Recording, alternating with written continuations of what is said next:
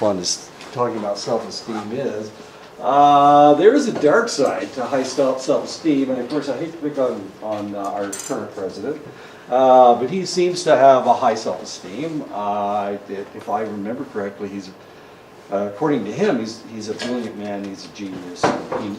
He intuitively knows things, which is kind of scary if you think about it, because you can't convince him. You can't use facts to convince him that he's wrong, which is kind of interesting. Anyway, so there is a dark side to self-esteem. People with high self-esteem may react with greater aggression than others when someone challenges their favorable self-assessments. And of course, that's what has happened with our current president. If anybody attacks him at all, my goodness, what did Melania say? If somebody attacks Donald Trump, he attacks him 10 times harder. Isn't that what she said? Yeah, okay, well, we'll see what happens. He seems to be he's been under assault for an extended length of time here. We'll see what happens.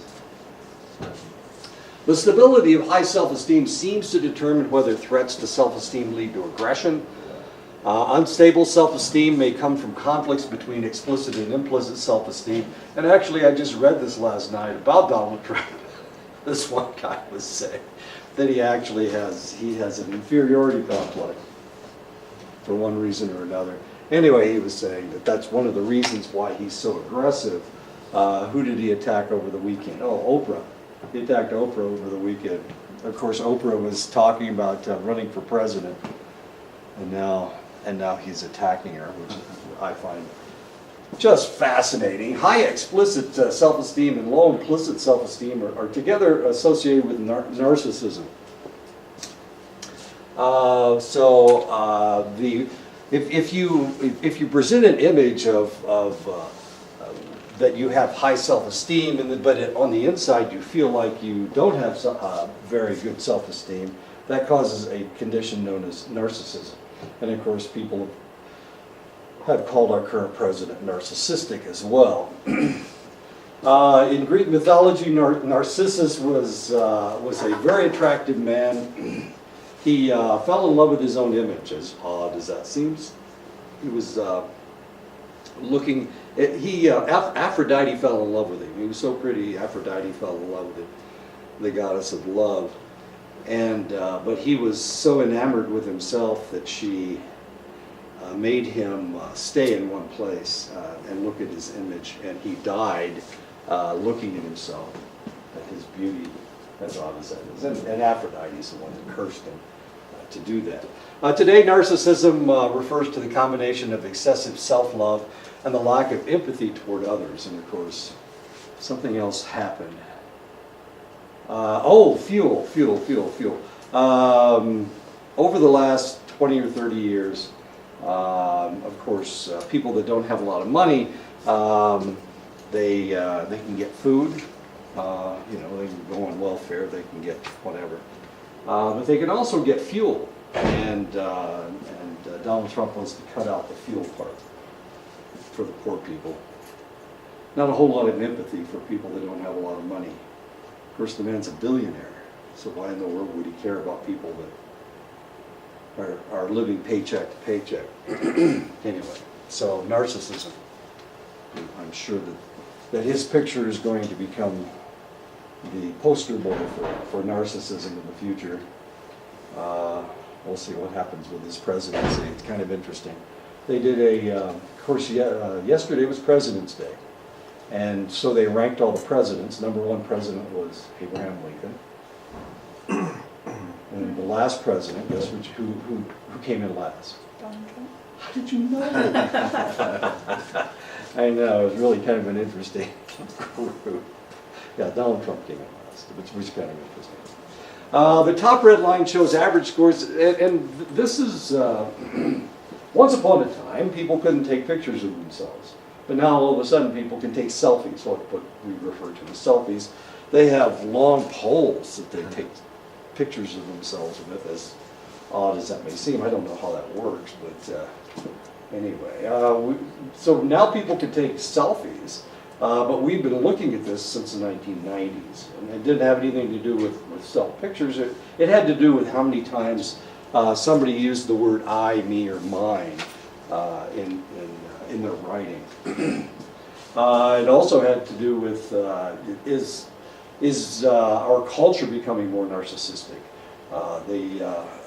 And the way that we determine that is by looking at popular songs and looking at how many times I, me, and mine shows up in these popular songs. If you look at the top red line, it shows the average scores for college students in the Narcissistic Personality Inventory. Fascinating piece of a survey. If you can find a copy of it, then I would suggest you go ahead and take the Narcissistic Personality Inventory. It is just fascinating. This is a relatively common measure that they've been using since the 1980s. So what they did, they gave college students the NPI back in 1980, and then through the years they've given the test over and over and over again to college students. And as you can see, it's slowly crept up from 1980 to 2008. The bottom blue line shows the percentage of first-person pronouns in lyrics of the 10 most popular songs of the year from 1980 to 2007. As you can see, there has been a steady increase in both measures over time, suggesting that narcissism may be increasing. Of course, 2008 was just the beginning of the selfie movement, or whatever it is. If you go on Facebook, my goodness, everybody's got selfies. I mean, it's constant. Here's me eating a hamburger at McDonald's or something. How stupid is that? Here I am in Gallup, I'm on the road to Albuquerque. As stupid as that sounds. I have almost no pictures of myself. Yeah, you do. I don't have one. The devil one. I have the devil? Yeah. I do have the devil.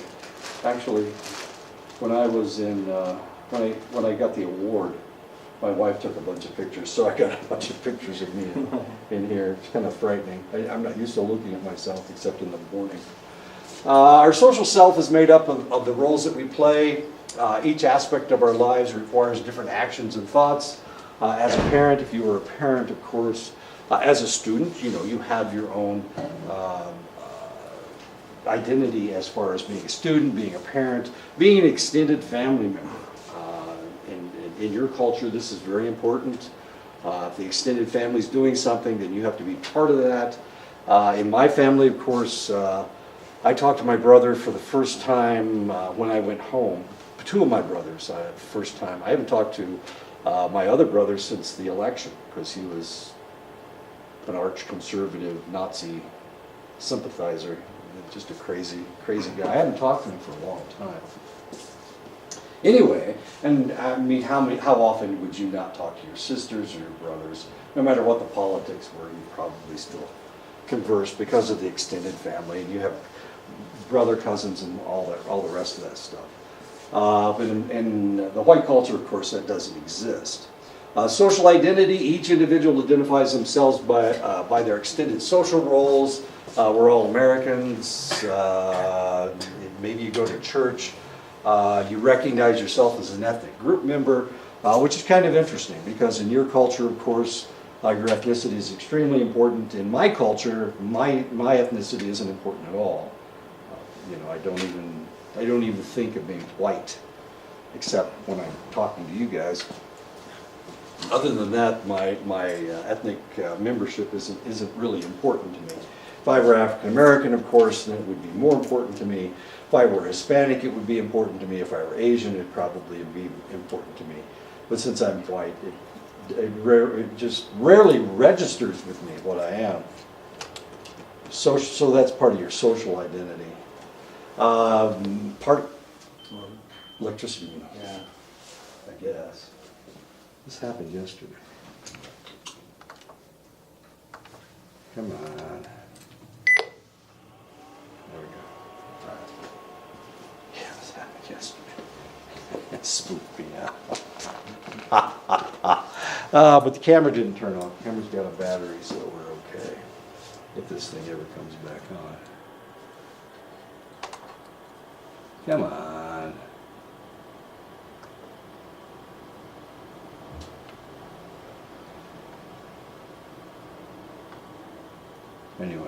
Okay. They'll come on in a minute. I had a question about the self-awareness. Sure. How do they test that in animals?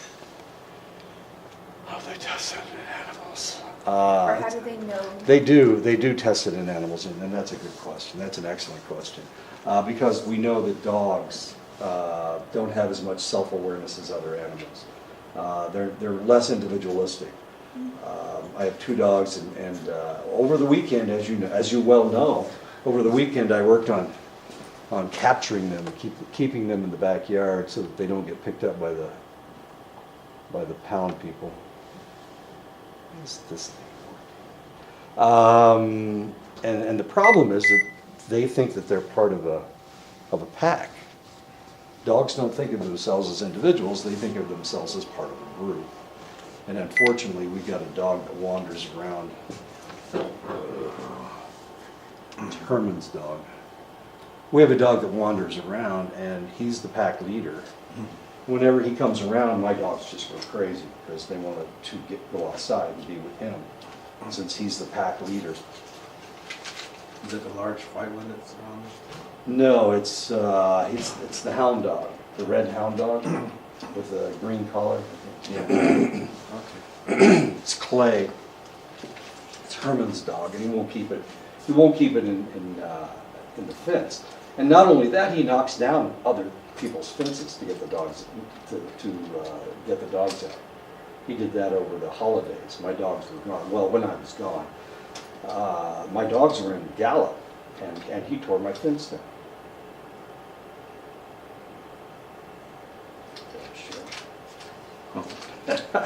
Anyway, that's not on.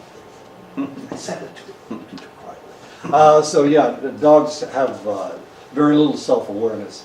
Cats have a lot, as you can imagine, if you've ever been around a cat.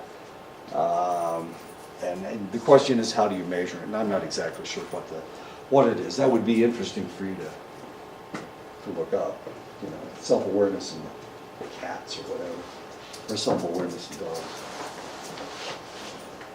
Social comparisons. In order to understand where we are in the world, individuals must compare themselves to other people in society. This not only includes abilities, but opinions as well. And of course, that's the difference between Fox News and CNN or CBS or NBC News, whatever. So we compare ourselves with other individuals, and it's a constant. And we do compare opinions. I just told you about the opinions of my youngest brother. I think I called him a Nazi, if I'm not mistaken. Yeah, this last shooting in Florida may cause all kinds of interesting problems that we weren't facing before. We weren't facing them before. We were pretending that everything was fine. In Florida, anybody can get a gun any time, and they don't really have to go through a background check. Whoops. No. I mean, any kind of a weapon. As it turns out, what was that? At 18, you can buy an assault weapon. All you have to do is be 18 years old. Most 18-year-olds, I wouldn't give them a pop gun, let alone an assault rifle. That's nuts. No offense to people as young as you are, so I apologize. The rest of us are old farts. Their emotions are remember, you learn to control your thoughts. And usually your thoughts go through your prefrontal cortex. But as adolescents, your prefrontal cortex doesn't mature until you're in your mid-20s. So what happens is when you have a thought, it's being processed through your amygdala, and your amygdala, of course, is the emotional portion of the brain. Of course, you can learn to control it, but most people, we're not learning to control it is the problem. So these individuals, instead of thinking through their, of course, we had that 64-year-old that shot up Las Vegas. But we, as teenagers, you're a lot more emotional than older people, and you'll be fine. You'll be okay. when you get in, if you ever make 20, you know, you're gonna be good. I don't know how old young is. I'm assuming she's 18. There's a How old story are that's you? developing. You're 20? Oh, you're making all right.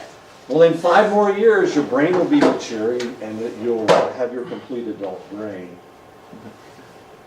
Well, I don't know about, I mean, you probably have, went to high school with kids that you wouldn't give them a stick, let alone a gun, because they process everything through their emotional portion of their brains.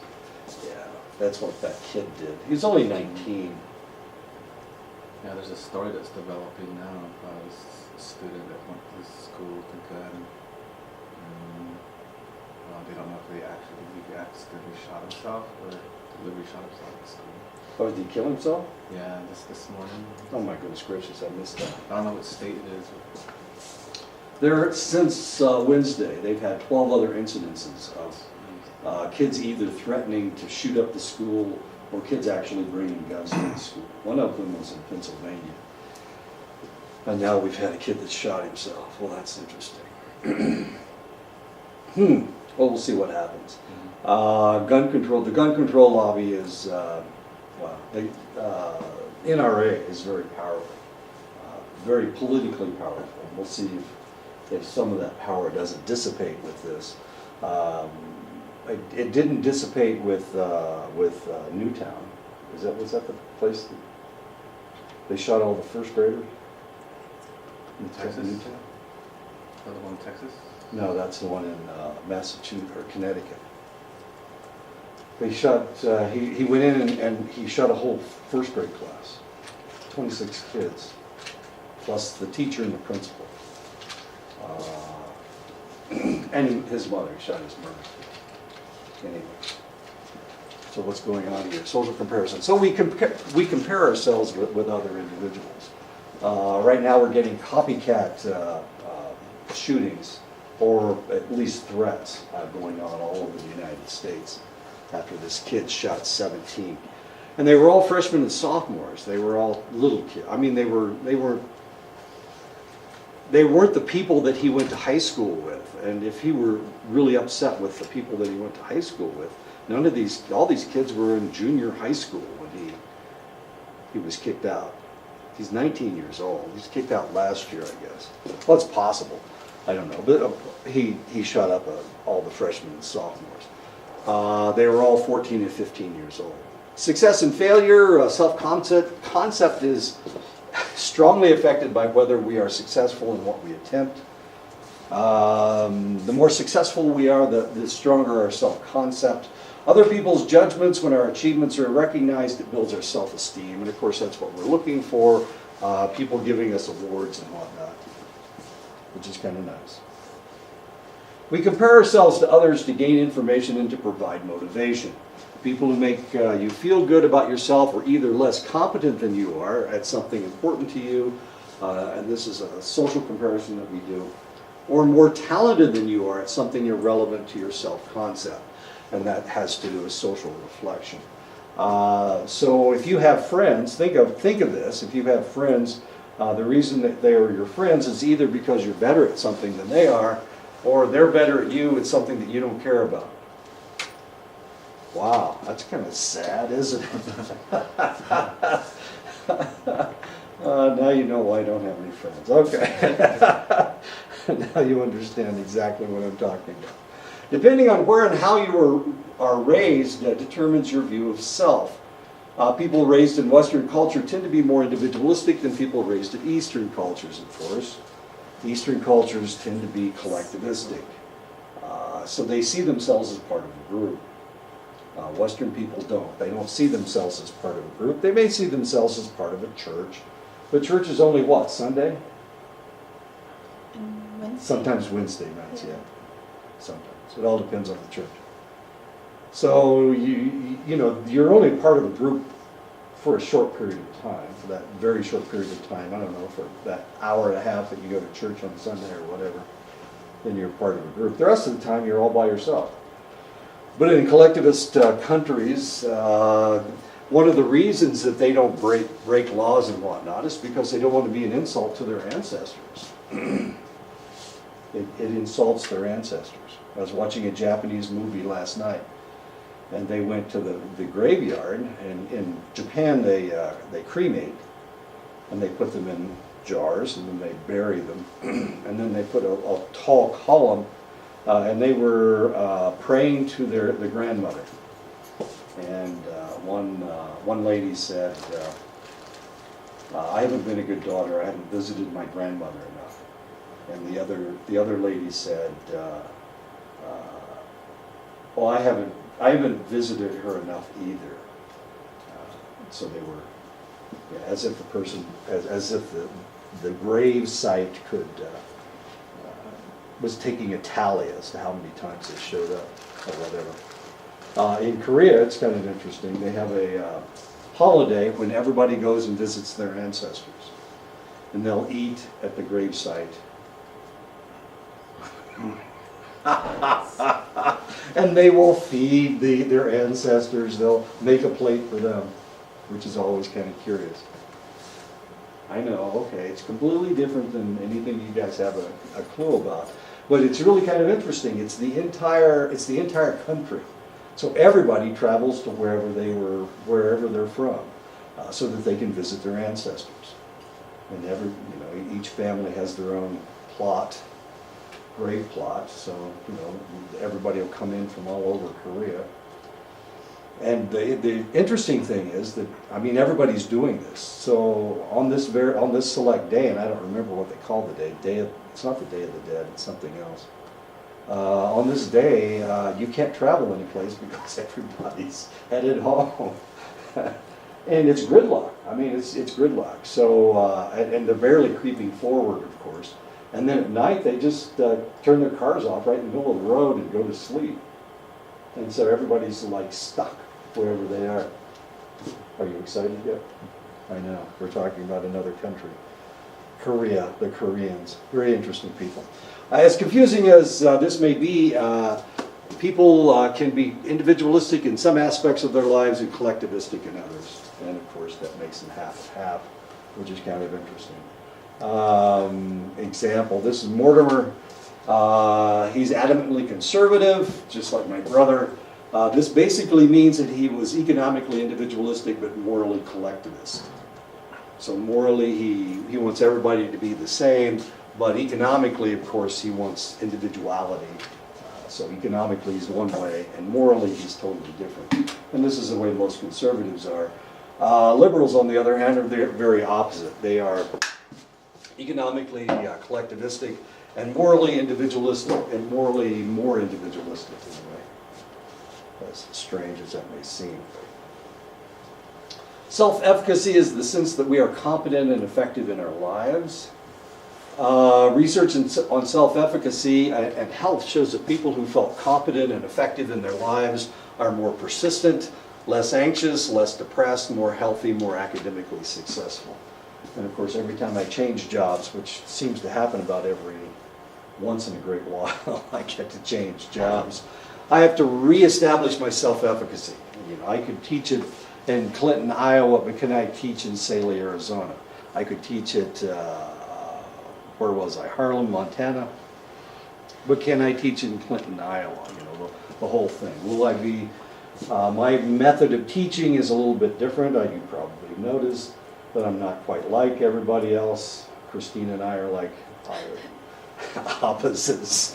And that's okay. She does her thing and I do my thing. But the point is, some people may like the way she teaches.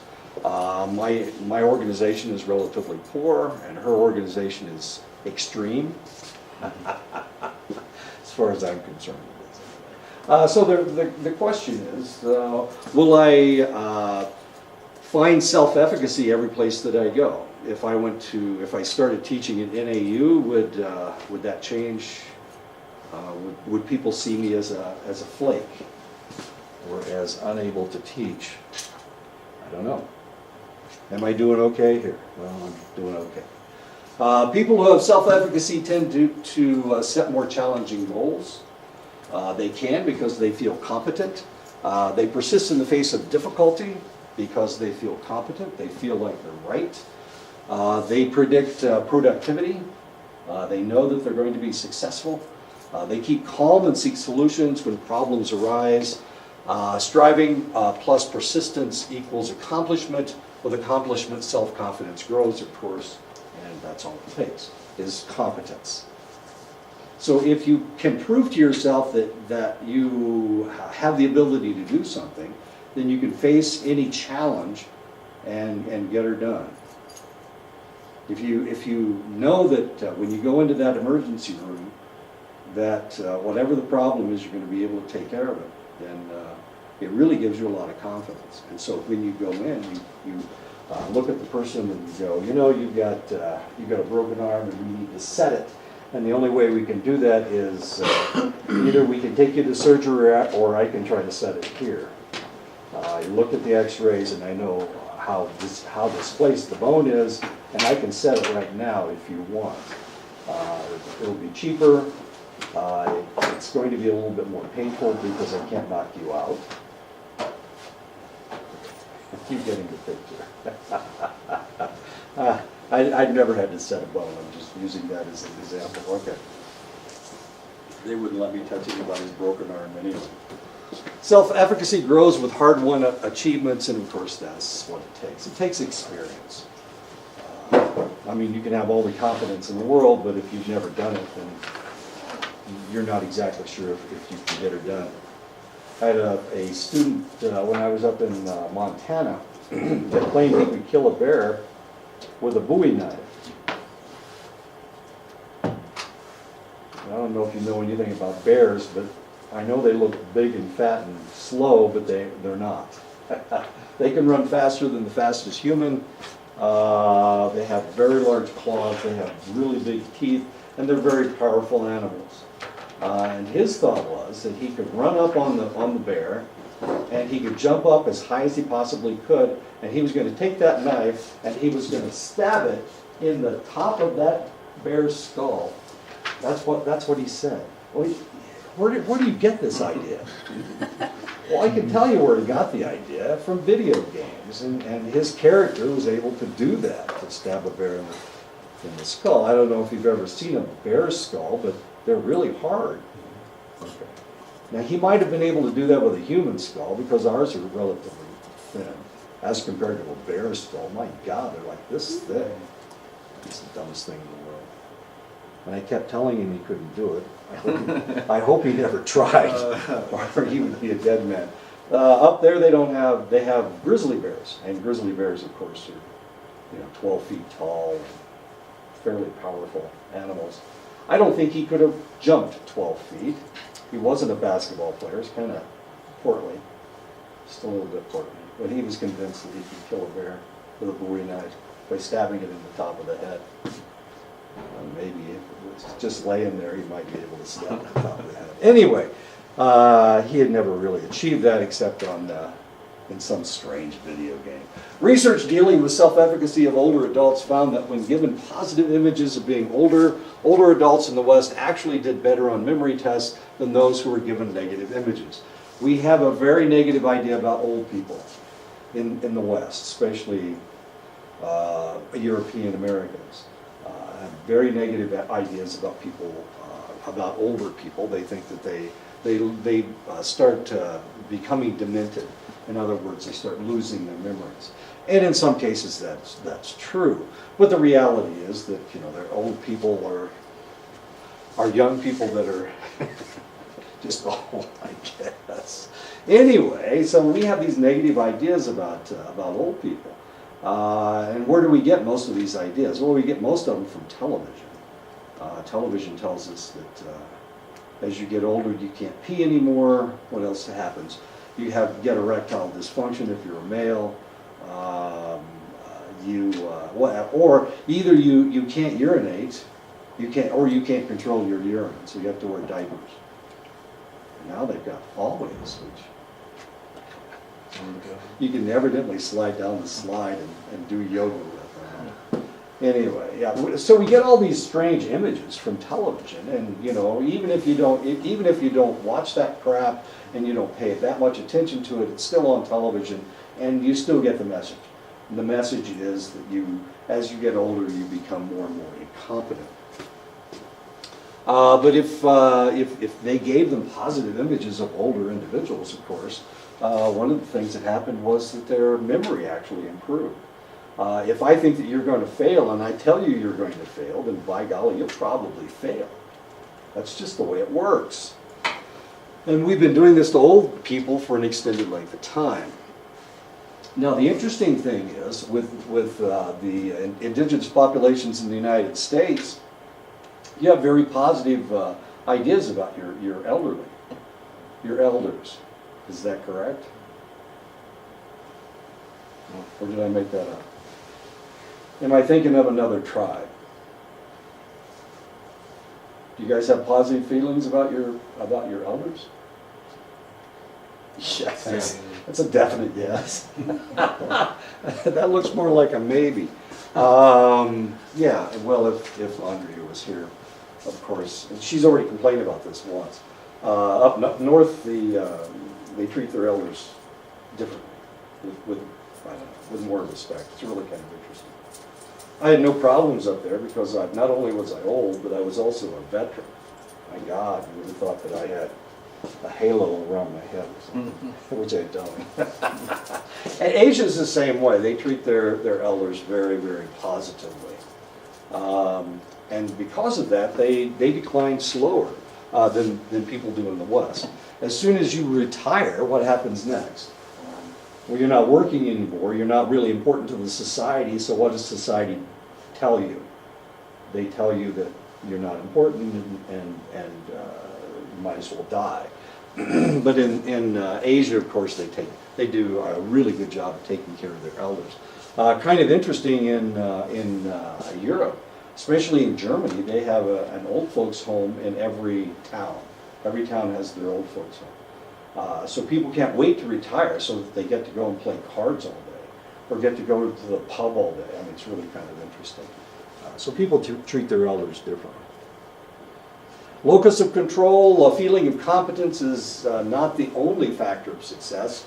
An individual must also feel that they have control over the outcome of their fate to be successful. And of course, we talked about this when we talked about PTSD, post-traumatic stress disorder. The more control you feel, the more likely that you will not suffer from any trauma. Locus of control is the second factor in predicting success.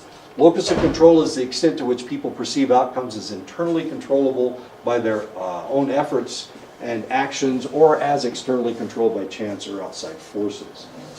So because of locus of control, we feel like we actually have control over what's going to happen next. This is a tough one. The locus of control is real tough in the military. Because one of the things that they do to you when you go into the military is you go through basic training and they tear you down as much as they possibly can. Because they're looking at all these arrogant teenage kids, and so they need to tell them who's in charge. And they need to get them to follow orders. So they take away their locus of control. They make it an external locus of control. They take away their internal locus of control and they give them an external locus of control. And then they give them the most competent person that they possibly can, a non-commissioned officer, an NCO. And that's the individual that's in control. And that works. It does work. But depending on which branch of the service you join, the Navy and the Air Force, of course, the locus of control is not that strong. The external locus of control isn't that strong. The Marines and the Army, it's extremely strong. So it's kind of different. I keep talking about learned helplessness. I can't remember which class. I think this is the third time I've talked about this semester. Seligman did studies in the 1970s where he had a dog. This is an electric pad, and he was electrocuting the dog. And if he had the dog on one side and he was electrocuting the dog, and then the dog had no way of escaping, it would just sit there and urinate and whimper on it. and whimper and urinate on itself. Sometimes if he gave it the opportunity to escape, the dog wouldn't escape.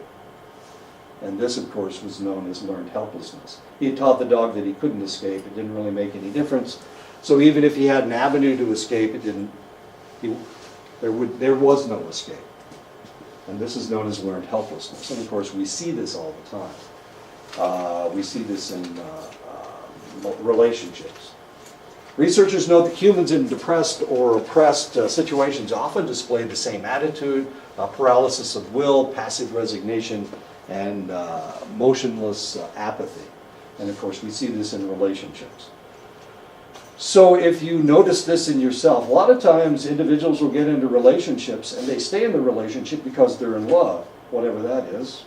I talked about this yesterday. I just said this yesterday. There's all this stuff yesterday. And love will keep them paralyzed. They can't move. And they don't move. And they'll put up with just about anything, including verbal abuse and physical abuse and sexual abuse and all kinds of interesting things. Anyway, learned helplessness. What we do to each other, how horrible. Of course, we see learned helplessness in other situations. We certainly saw it in the death camps and the concentration camps during World War II. We see it in prisons. We see it in select relationships. But unfortunately, we also see it in nursing homes, where you put somebody in there to die. And they know it. The reason that they're there and not at home is because you don't want to take care of them anymore. And so they learn that they're just there to die. And so they will. It only takes them a couple months. Usually doesn't take them that long, unfortunately. In any institutionalized setting where there is little choice for free will, learned helplessness may be the product. If this occurs in a hospital or nursing home setting, the learned helplessness may affect the individual's health or chance for survival, which isn't very good, of course. They will never go home. I mean, if you're not taking care of them now, what's the probability that they're going to get so much better that you're going to take them home? Not very high. I know. This is the way white people treat their elderly people.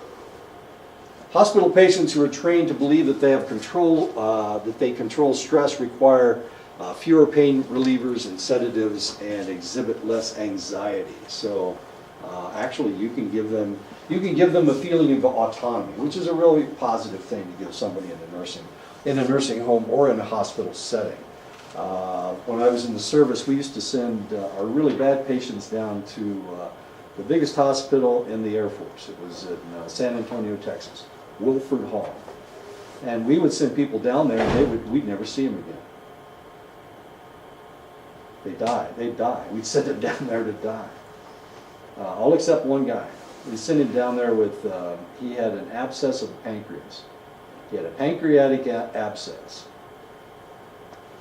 I mean, you hardly ever survive a pancreatic abscess. And the recovery rate's like 10%.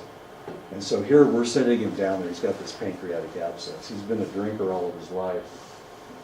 Big, tall, skinny guy. We sent him down there, and lo and behold, about 2 months later, he came back. When they're in the hospital, you can't change their orders. So he was stationed at our base. But about 2 months later, he came back, and he had this horrible, god-awful scar on his gut. From this pancreatic abscess. Your pancreas is right here. And it had eaten a hole all the way through. I mean, your pancreas has digestive juices in it. So that's the reason why if you get an abscess, it just keeps eating. And this one did, but for some reason it ate out instead of ate in. Anyway, he gave up drinking, he gave up smoking, and he started running. And this guy ran all over the place. I mean, he was nuts. This is Lubbock, Texas, and in the summertime, it's hot. It's hot as here in Lubbock, Texas. It's hot. It's up on the Llano Estacado. I'll tell you what, it's nasty up there. Anyway, he would run. He didn't care. He'd take off his shirt, and he's got this hole in his stomach. Anyway, that's what saved his life. But he knew when we sent him down there that his probability of returning was about 10%. And he fought it, by golly, and he came back. That's the way we like them. You need people tough like that. While having no choice is debilitating, having too many choices can be paralyzing. As you can imagine, isn't my grandson, but this is what happens whenever my grandson goes in to get something to drink. Bug juice. He usually gets bug juice. I don't know why. But look at all the soda that all the possibilities or probabilities that there are. I mean, they'll have a whole section of just Coke products and Pepsi products, and then they've got, all the Gatorades and energy drinks and all the kids' drinks. I mean, it's just a massive wall full of possibilities. So what do? I remember when I was a kid in the late 50s, early 60s, we would be traveling and we would stop at a gas station and my dad would buy us something to drink. And we had like 10 possibilities. That's it. We didn't have a whole wall full of possibilities. We had maybe 10. And so we would try new drinks. We're in the South, so we tried new drinks. And that's where I first drank Mountain Dew, way down in South Carolina back in the 1950s, late 1950s. Or it wasn't the early 60s. Anyway, I tried some Mountain Dew. There were some really strange colas out there, let me tell you. Anyway, so that can be debilitating. Research also shows that people are more satisfied with their choices when making a choice that is irreversible. Once upon a time in the United States, before the 1970s, you couldn't get a divorce. It was almost impossible to get a divorce. So once you married somebody, you were locked in for life unless somebody died or unless something horrible happened. There were only select states that would let you get a divorce for any reason whatsoever. New York State, you could get a divorce if one of the parties admitted that they had committed adultery. Other than that, there was no reason you could get a divorce. Abuse didn't make any difference. You didn't like them anymore. They smelled bad. It really didn't matter. Irreconcilable differences, that didn't exist back then. So you had to stay married, whoever you were. And this is it. You got married and you're locked up for life. It's a life sentence, as sad as that may seem. Anyway, if you remember the movie The Graduate, if you've ever seen the movie The Graduate, of course it was made in 1968. There's no reason why you would want to watch it. At the end of the movie, she marries somebody else, and she actually marries that somebody else, and then she runs away with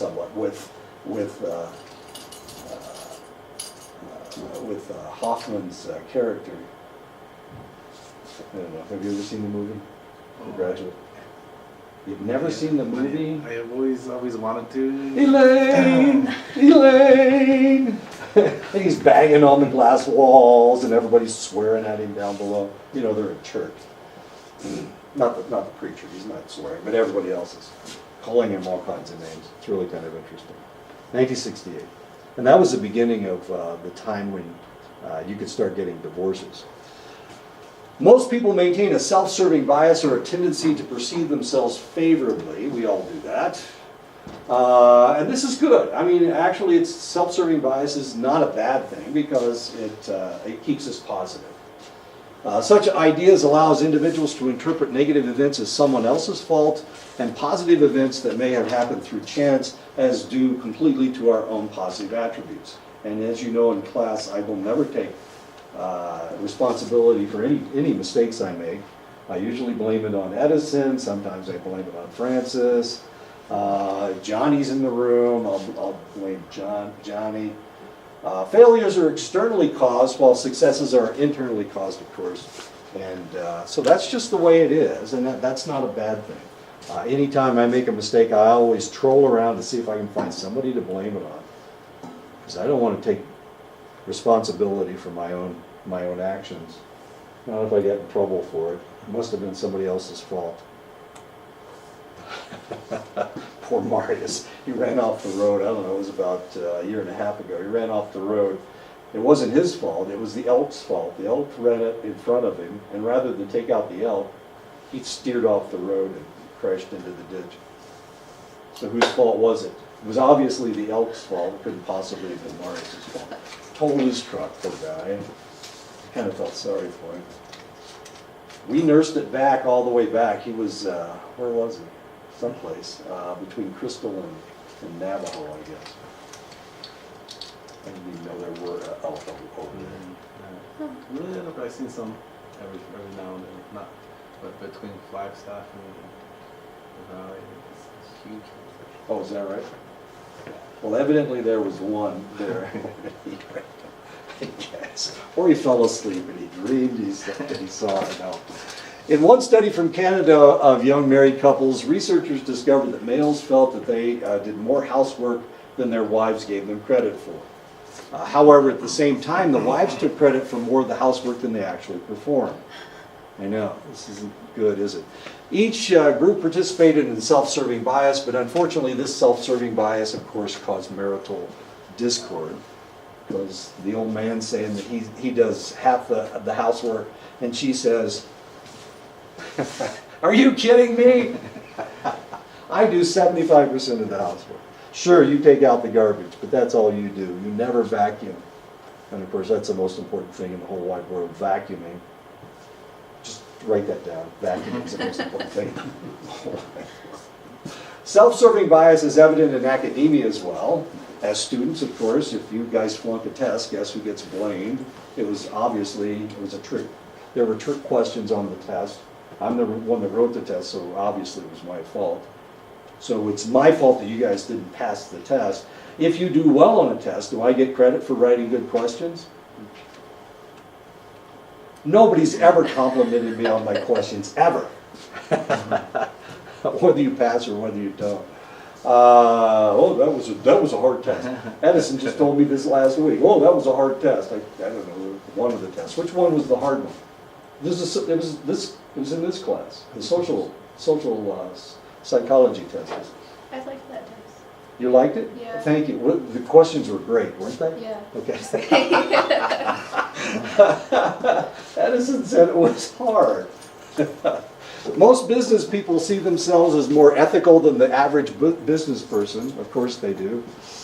90% of business managers rate themselves as superior to their average peer. Well, wait a minute. If we're talking about statistics, aren't we talking about 50% have to be below average and 50% above average? You can't have 90% of the people that are above average. That's statistically impossible. High school students rate themselves as more honest, persistent, original, and reliable than the average student. Most drivers consider themselves above average drivers. Do we have any bad drivers in here? You're a bad driver? Yeah. Oh, I'm a bad driver. you're a bad driver. We've got one. Everybody else is superior. This is exciting. Don't run into that elk. We know where it is. It's right over there on the other side of Navajo, or this side of Navajo, actually. Most people perceive themselves as more intelligent than their average peer. I've already said this, didn't I? No. Than the average peer, better looking and much less prejudiced than the average person. Most adults believe that they support their aging parents more than their siblings do. This is another piece of research that has been done. Los Angeles residents view themselves as healthier than most of their neighbors. If you've ever been to Los Angeles, the place is a pit. It is polluted. I don't know. If you breathe the air, then you're not healthier than anybody else, I'll tell you what. The most college students believe that they will outlive their actuarially predicted death by about 10 years. And I could go around the room and ask you how long you're going to live. How long are you going to live, Edison? All forever. Forever? That's a really, really long time. Okay. Well, I feel like I'm going to live forever. I feel like I did when I was 35. And I'm old. I'm really old. I feel good. No matter what statistics might say to the contrary, most people see their community, state, and region as similar to that described by Garrison Keillor of Lake Wobegon, where all the women were strong, all the men are good looking, and all the children are above average. Well, that's impossible. How can all the men be good looking and all the women be strong? That's impossible. How can all the children be above average? If we ranked Arizona, let's rank Arizona. We're all living in Arizona right now. So what do you think? Is this the best state in the world? In the country? Is there any place nicer than this? Is there any place, there isn't any place nicer than Arizona? Close to Sacramento. The reservation, how about Phoenix? How about the education here? Is the education really good on the res? I got a nod of the head of yes. It's good education. Best education in the state? Are we number one? Now language and culture. I don't think they teach it anywhere else, so it must be the best. How about mathematics? Math teaching, language skills. Yeah. Math is good. You guys can compete with anybody else in the state. How about any other state? Colorado. Is better? About the same. Okay. How about raising children? Is this the best place for a kid to grow up? Arizona? Air's nice and healthy. They don't have to worry about some kid getting an AR-15 and blasting away at school. Oh, wait a minute, that's Aztec, that's New Mexico. I know, that's way over on the other side of the mountain. We don't have to worry about that. Best place in the country to raise a kid? Arizona? Florida's so crowded. California is so strange. Is there any place better than Arizona? Nowhere better than Arizona. Let's type in Google and find out where Google thinks is the best place to raise a kid. Let's do it. Midwest, east, or west? Let's see.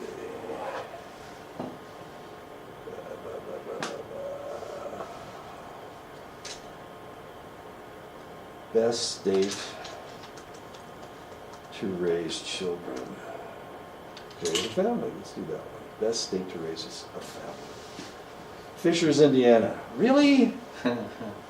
Best places to raise a family in the United States. This is from Money Magazine and Time Magazine. Wait a minute. 10 best places in America to raise a family.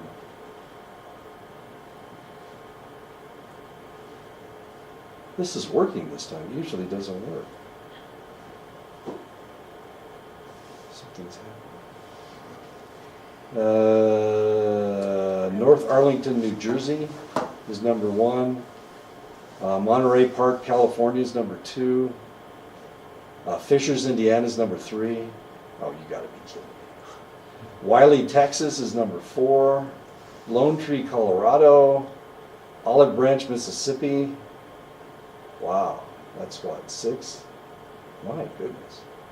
Okay, how about states? Ranked by states. There's a family, ranked by states. States. Best and worst states to raise a family. Wallet Hub. Here we go.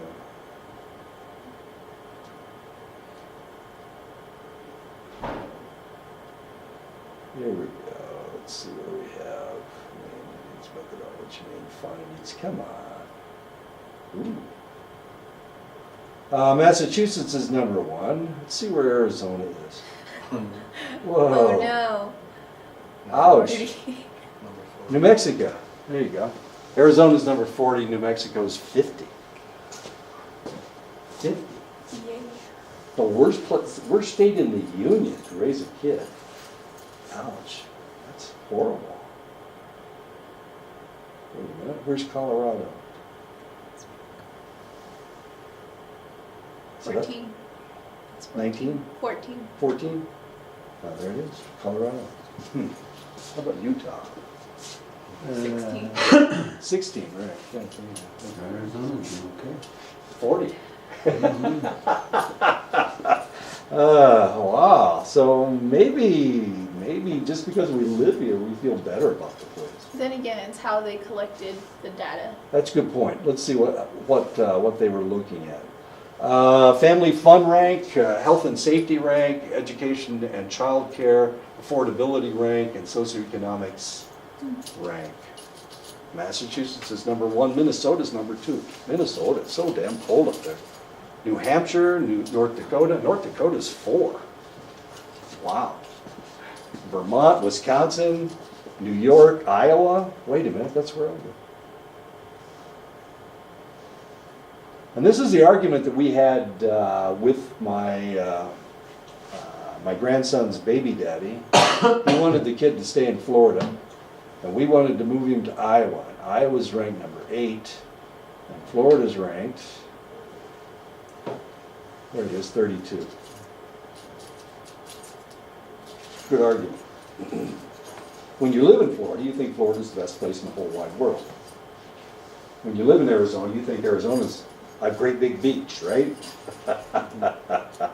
Well, it's number 40. Anyway, just a thought. And maybe none of that stuff is important. Anyway, so we think of where we are as the best place in the whole wide world. Oops, I'm sorry, that was wrong. Let me do this again. There we go. Okay. Anyway, we think of where we are as the best place in the whole wide world. And probably not true. How many places have we experienced? Right? How many states have you lived in, Travis? 2. What's the other one? Colorado. And Colorado, and you thought Colorado was not a bad place to live. And you were right, it was nicer than Arizona. Okay. But Francis has traveled all over the world. Where would you say was the nicest place you ever visited? I like California. You like California? Well, California was higher than Arizona. Congratulations. Kat has been all over the world. Have you ever been any place but Arizona? I've traveled, but You've been to New Mexico, haven't Yeah. you? You went to Albuquerque once. How was it? Did you get sick when you ate the food? no. You I didn't? just didn't like how people interacted with one another. Edison's been all over the world. What do you think? Nicest place you've ever been? Arizona? Saley, Arizona? Oh, as far as based on the scenery and the mountains and stuff like that, I would say I'd love to see Utah. Can't argue with the scenery. It's Yeah. pretty here. But as far as traveling, probably Canada. Ah, Canada. Washington's too crowded. Washington is awfully Same crowded. thing with Mexico. Canada's too expensive. Sorry.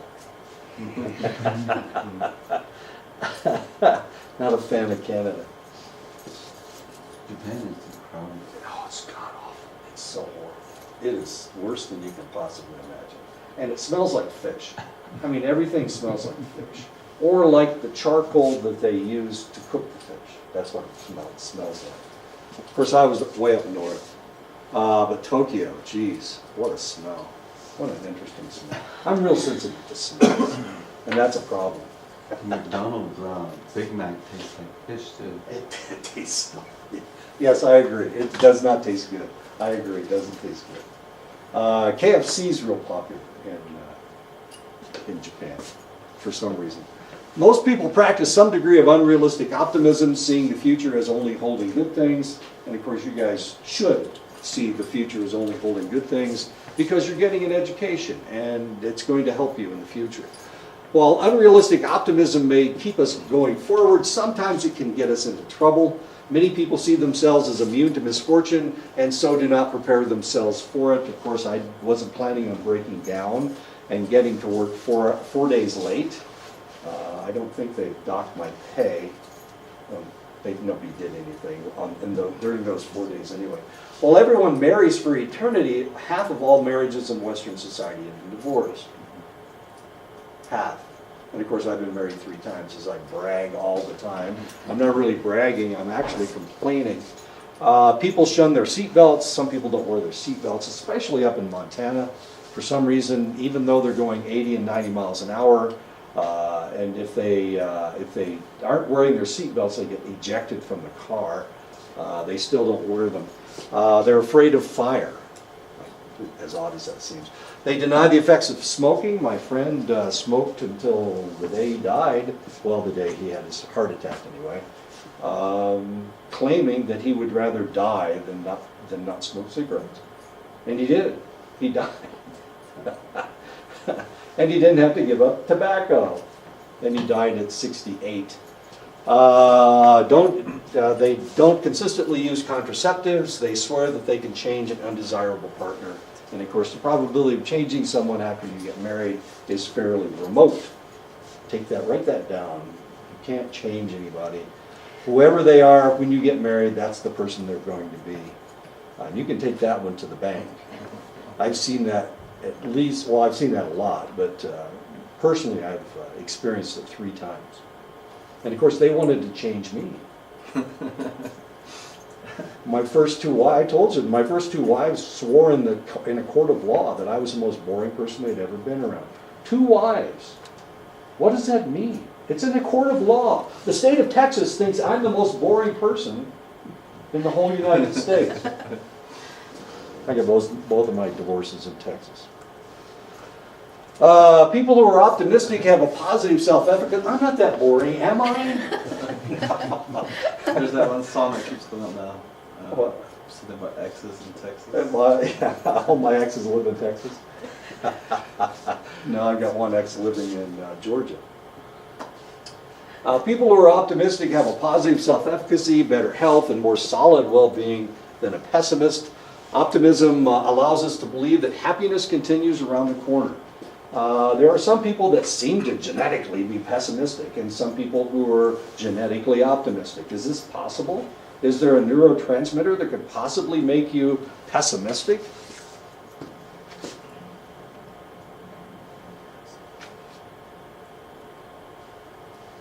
Or make you optimistic?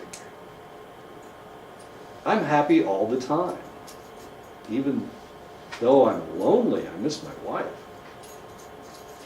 I talked to her last night. I didn't talk to her all weekend. She was down in Florida. So I couldn't talk to her all weekend. And I felt lonely. I was feeling bad yesterday.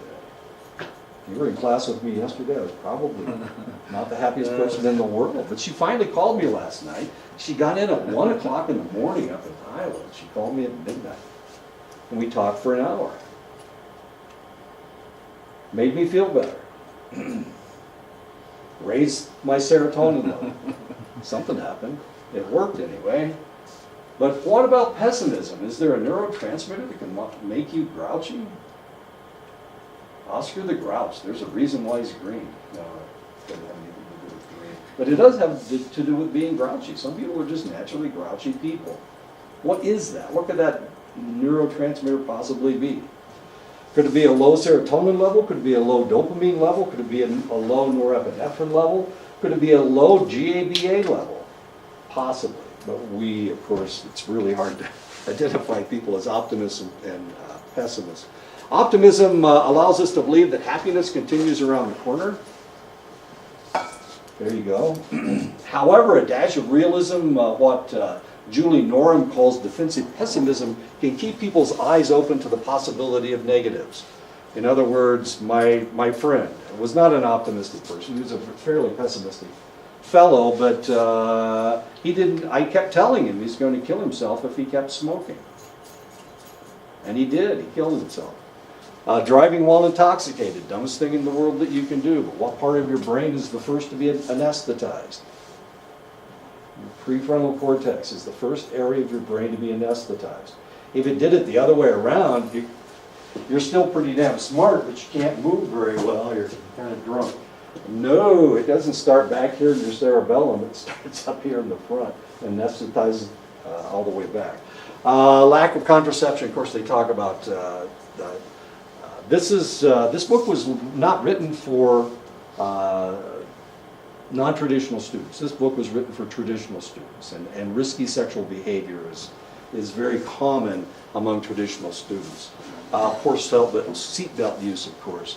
All of that has to do with defensive pessimism. During the Nixon administration, Richard Nixon would give speeches praising the silent majority. We're seeing the same thing with Donald Trump. He's not really talking about the silent majority. What he's assuming is that his base is the people that agree with him. And he thinks that they're the ones that got him into office. But now it looks like some of these individuals were hoodwinked by the Russians. It looks like that may have happened. Didn't they say they had 13 individuals? 13, yeah, they have indicted 13 Russians. Now, what's the probability of those people actually going to jail in the United States? 0, exactly. They're all in Russia. And they're all laughing their asses off, as it were. Did they change the election? Well, what did they say? 200 to 300 million people actually saw some of their propaganda. So, wow, that's a lot of people. So the probability is there. But none of the law enforcement agencies look at what happened in the election. That's not part of their purview. So what happened with the Nixon administration? Of course, you guys were too young to even remember Richard Nixon. But Richard Nixon was president of the United States. He was elected in 1968. He was elected again in 1972. And he broke into his party, Creep. There were a group of people trying to get him reelected. The committee to reelect the president, Creep. Anyway, this committee broke into the Democratic headquarters and bugged Democratic headquarters at the Watergate. Okay, that's what happened. So Richard Nixon's claiming that the only reason that he did any of this stuff is because most of the people in the United States agreed with him. And these people he called the silent majority. At the same time, there were demonstrations in the streets daily in Washington, D.C. And he claimed that those were the minority. And that these are the people that actually support him. The good Americans supported him. If you remember, what did Donald Trump say about the Democrats? Oh, they didn't clap during his speech, so they were being unpatriotic. That's what he said. Kind of interesting. The parallels we're seeing between this president and Richard Nixon are kind of interesting.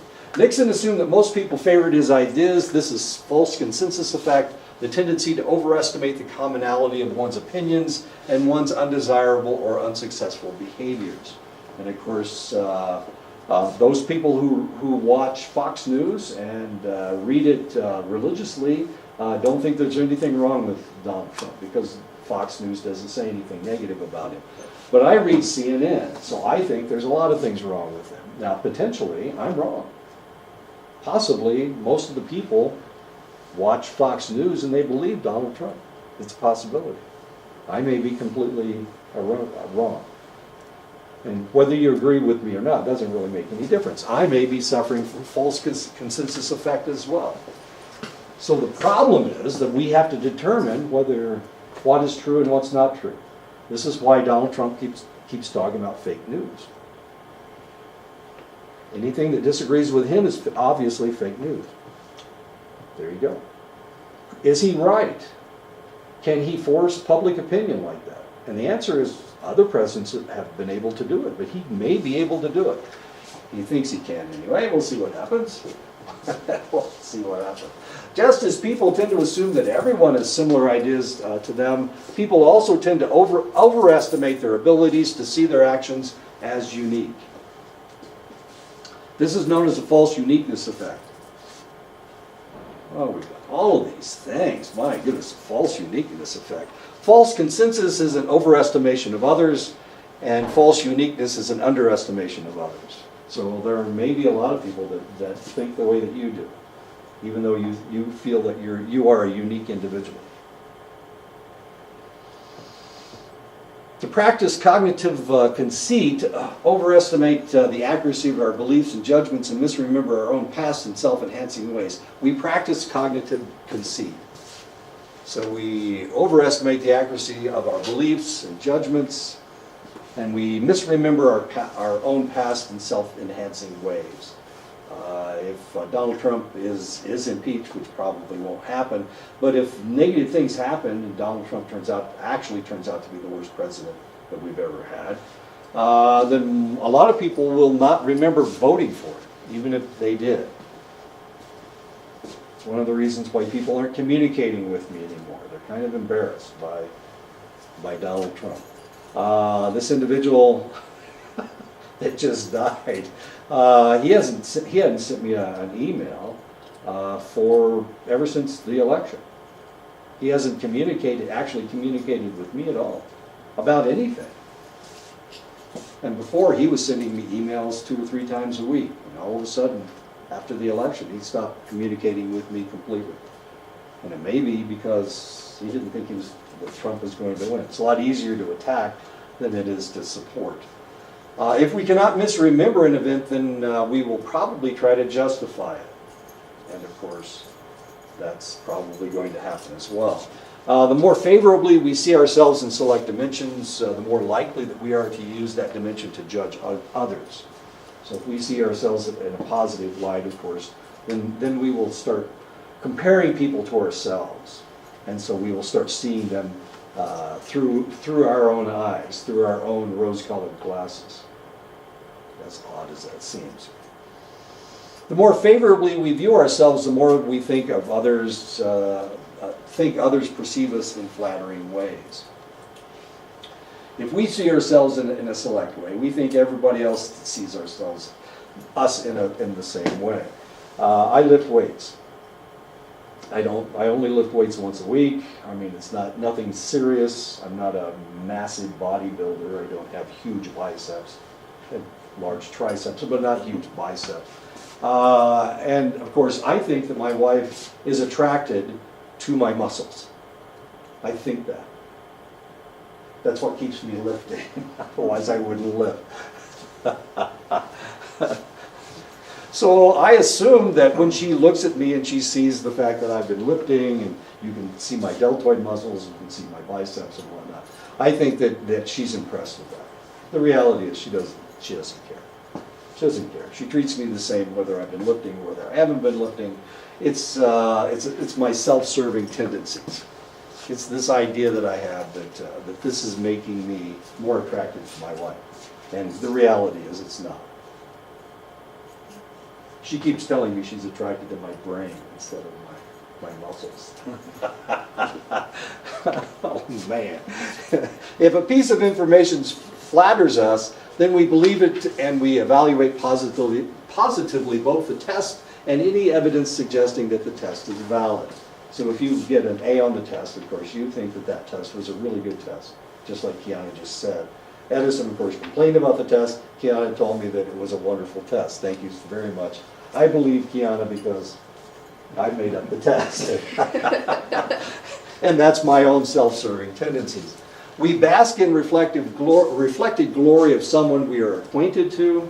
I think I've told you that I am the direct descendant of 2 presidents of the United States, the Adams boys, who were not the best presidents in the world, but both of them served only 1 term. But John Quincy Adams died on the Senate floor arguing about slavery. When he was president, he did nothing about slavery. He was so embarrassed that he got reelected to the Congress, and for the rest of his days, he was censured every day at Congress for using the word slave. At that time, they referred to them as servants. Southerners did. And they wrote a law that said that you couldn't mention the word slave. And if you mentioned the word slave, then you were immediately censured and couldn't say anything else in Congress for that day. And he would go in and he would start to make a speech. He was always the first one recognized. He would start to make a speech and he would use the word slave and they'd shut him down. And this happened every day. And finally, when he was an old man, he died on the Senate floor, talking about slavery and being censured, being told that he couldn't talk. And usually he talked anyway. It didn't make any difference. They could censure him. Finally, they would cart him off out of the Congress. And that's me basking in the reflected glory of someone that I'm acquainted to. I'm not really acquainted with John Quincy Adams, but if I were, of course, well, I'm related to him. If linked with a negative person, we usually soften our view of that negative person. I've told you about my cousin. I have a second cousin that was a murderer. Ran over a guy. Didn't just run over him once, he ran back. He flattened the guy out. Stupid. Isn't that funny? He's out of jail now, so anyway, that was like 40 years ago. Research shows that when a person with high self-esteem faces failure, they tend to maintain their self-worth by perceiving others as failing and by exaggerating their superiority over others. While sibling rivalry is not universal, when brothers are close in age or sisters are close in age, people tend to compare them. And of course, this happened with my older brother. My track coach, despite the fact that I was a lot faster than my brother, used to call me by his name, called me Johnny. So I got used to people calling me Johnny, because my older brother was John. And he was a cool guy, he really was a cool guy. And I should have been complimented, but the reality was I wanted to be my own individual. If one is markedly more able than the other, there tends to be conflict. Of course, that's sibling rivalry. And that happened with my brother and I. We need to stop right now because this is, I've run out of time. But, oops, I didn't want to do that. Okay. Anyway, I'll see you guys on Thursday. Today's Tuesday. I'll try to survive Wednesday. And I may be here, I may not be here. Thank you for complimenting my test.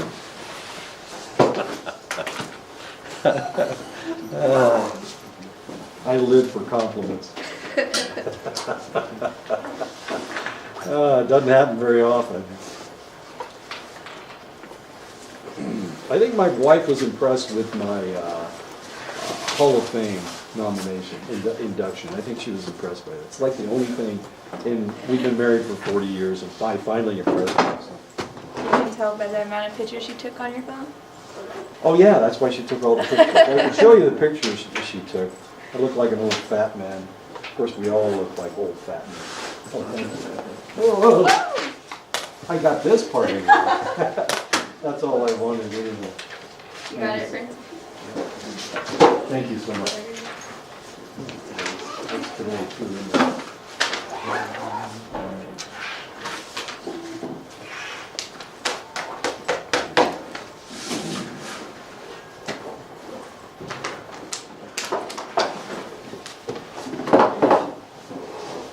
Oh, I gave you another test. I can't find my social psychology test 2, but I'll figure it out. I'll figure something out.